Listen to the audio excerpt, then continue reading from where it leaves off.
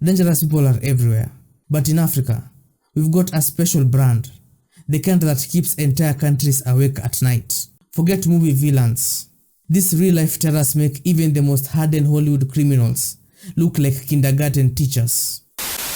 Alive and well, Joseph Kony remains one of Africa's most notorious figures. The leader of the Lord's Resistance Army. They tell horrifying stories of their life with the LRA, including cannibalism. Yes, you had that right. Kids turned into soldiers and brides. This Ugandan warlord has spent decades building an army of abducted children. And they're extremely nervous. Kony doesn't just disappear into the jungle. He vanishes like a ghost, leaving terror in his wake. It's not easy to get him. When you get him, then you're very lucky.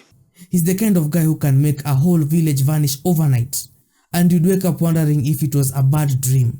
Kony tells them it's God's orders to attack villages and kill people, even their own parents. And it seems Kony even trained his own children in the art of killing. Bro, what are you talking about, man? Despite global manhunts and viral campaigns, he's still out there, probably sipping on some stolen tea in some remote hideout. Gets protection from bullets or from maybe guns. When you tend to fire, the bullet doesn't hit him or her. Okay. Imagine a man who combined the charisma of a dictator with the unpredictability of a villain straight out of a comic book. I am speaking as a great man who is the conqueror of the British Empire. And Uganda is now pure Africa. Idi Amin, who I assume you already know of, ruled Uganda like a playground bully with nuclear codes. The reason why I chased them from Uganda was because of the economy of Uganda. Uganda was going to be bankrupt. This guy wasn't just brutal, he was downright terrifying. But is it true that you said Hitler didn't kill enough Jews during the war? Over 300,000 lives were lost under his reign, their fates sealed by whims as bizarre as they were cruel. No, I don't want very many Army, Air Force and the Navy, just very few. There will be Ugandans in those battalions? I don't know, but any volunteer, they are welcome also. Amin didn't just demand power, he demanded worship. White people were forced to carry him around and kneel before him, as if he were a deity, cementing his legacy as a man who didn't just cross lines. He declared himself Lord of all the beasts of the earth and fishes of the sea, because apparently, President wasn't bold enough. Isn't there a very strong chance that somebody might try and kill you? I am not a person who is afraid of being assassinated, and I know exactly when and how I will die. His paranoia knew no bounds, and his appetite for blood matched his love for absurd titles. Are you one of these rich leaders who've gone into exile? No, I am not rich. I am one of the poor leader in the world. My intention is to work for my people, but not for me. By the time his rule ended, Uganda was a shadow of itself, haunted by the ghost of a man who made even history itself flinch.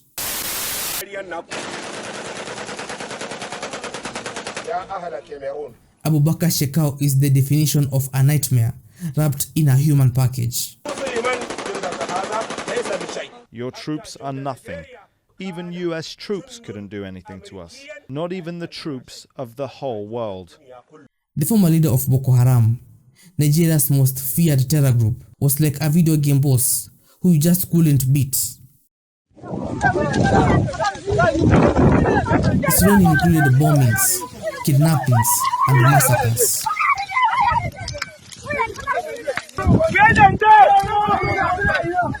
Shekau had a knack for making the most twisted threats sound like motivational speeches, and then following through on them. These are the people who've turned fear into their calling cards and chaos into their business model. Wait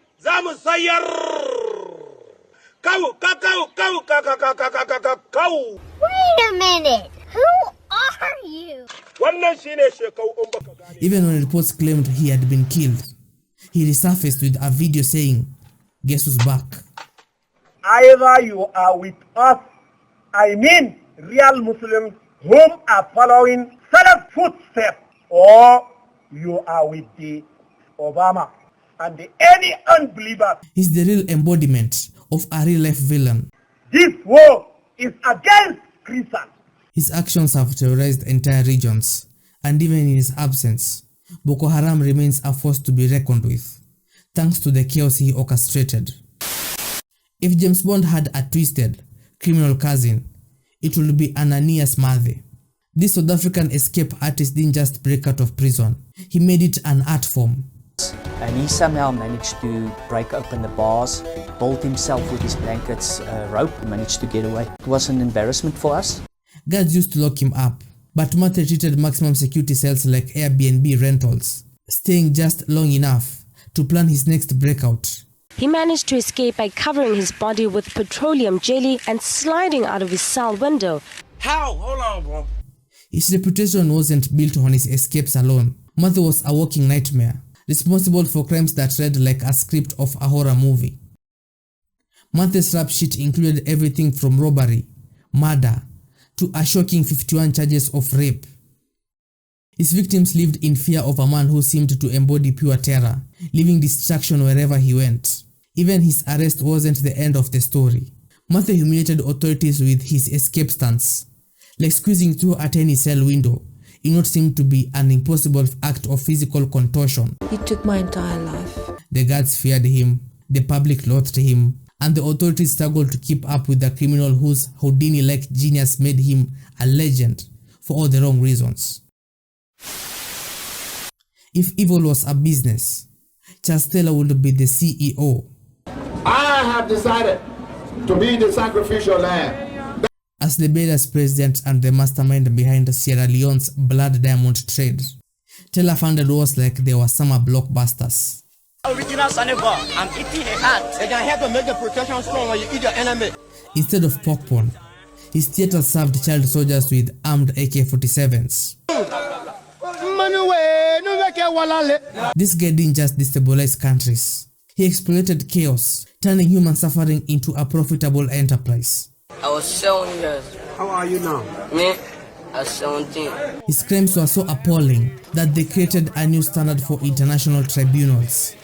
Mr. Taylor, the trial chamber unanimously sentences you to a single term of imprisonment of 50 years. While you joke about their audacity, let's not forget, these aren't movie villains. They are real-life terrors, whose action remind us just how thin the line is between order and utter mayhem.